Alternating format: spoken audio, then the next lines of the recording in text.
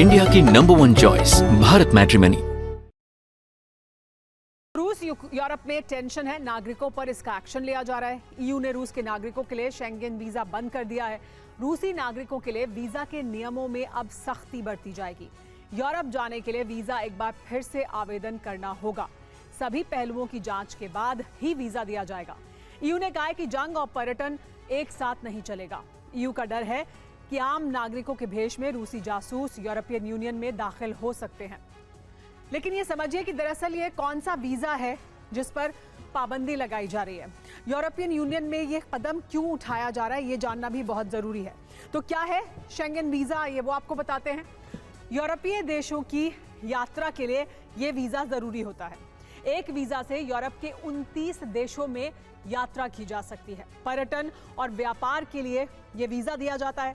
परिवार से मिलने के लिए भी ये वीजा मिलता है। वीजा की अवधि 90 दिन की होती है। वीजा शुल्क हर देश के लिए अलग अलग है। बड़ी बात यह है कि 2024 में 5,65,000 रूस के नागरिकों को यह वीजा मिला था। एक और बड़ी खबर युद्ध के मैदान से है कि टॉमहॉक मिसाइल को लेकर ज़ेलेंस्की ने बड़ा बयान दिया है। ज़ेलेंस्की ने कहा है कि अमेरिकी कंपनियां यूक्रेन को टॉमहॉक मिसाइल बेचने को तैयार हैं।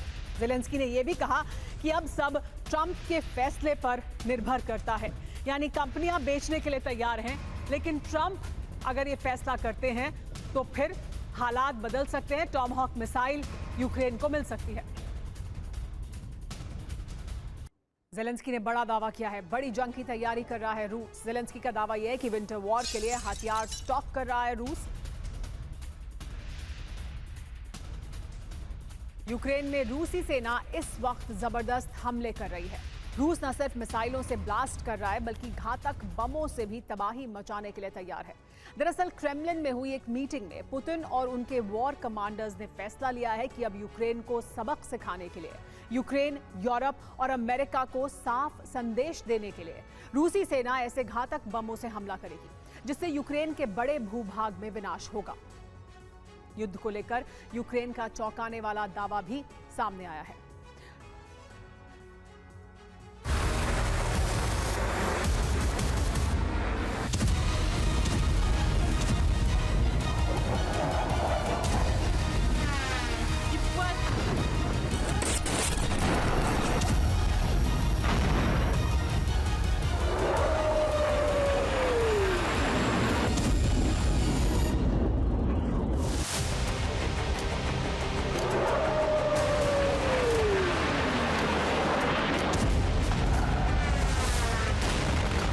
ज़ेलेंस्की सेना 15 दिनों से रूस को लगातार दहला रही है।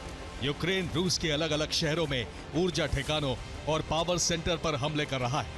इस बात से भड़के पुतिन ने ऐसे बमों से प्रतिशोध लेना शुरू कर दिया है जिससे बहुत बड़ा सैन्य और नरसंहार का अलार्म बजने लगा है। यूक्रेन के हमलों के बाद क्रेमलिन में पुतिन ने वॉर कमांडर्स के साथ बैठक की जिसमें यह तय किया गया कि यूक्रेन को अब ऐसा जवाब देने का वक्त आ गया है जिससे उसमें डर पैदा किया जा सके।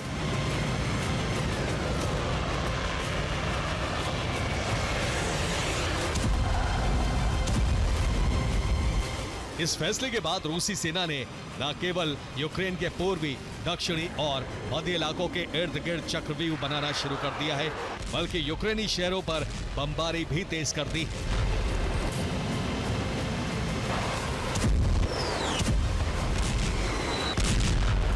डिप्रो में रूस ने पावर ग्रिड को तबाह कर दिया जिससे 8 कोयला खदानों की बिजली कट गई। 2600 मजदूर इन खदानों में फंसे हुए हैं। डिप्रो में ही रूस के विस्फोट से कई इमारतें ध्वस्त हो गई। खार्किव में रूस के विस्फोट से फैक्ट्री और स्कूल बर्बाद हो गया। रूसी सेना ने ज़पोरिज़िया के चारों तरफ से घेराबंदी कर ली है।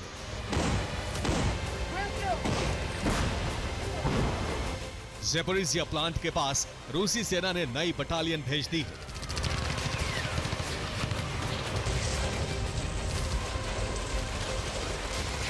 कुपियांस्क में रूस ने फैब 1500 से ब्लास्ट कर यूक्रेन की सैन्य टुकड़ी को खत्म कर दिया।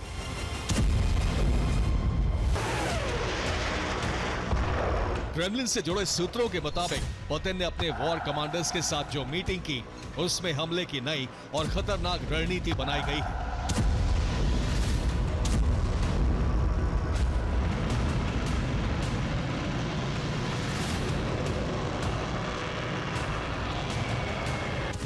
रिपोर्ट के मुताबिक अब रूसी सेना यूक्रेन पर बड़े, गंभीर और विनाशकारी हमले करेगी।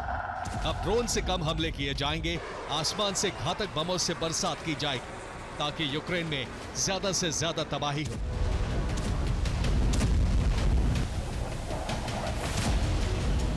इस लक्ष्य को हासिल करने के लिए रूस ने अलग अलग मोर्चों पर नए बमों की सीरीज भेज दी है। इसमें रूस के सभी घातक और विनाशकारी बम शामिल हैं।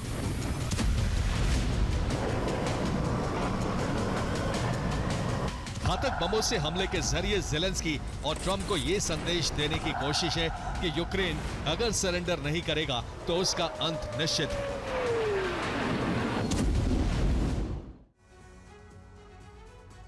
इंडिया की नंबर 1 चॉइस भारत मैट्रिमनी।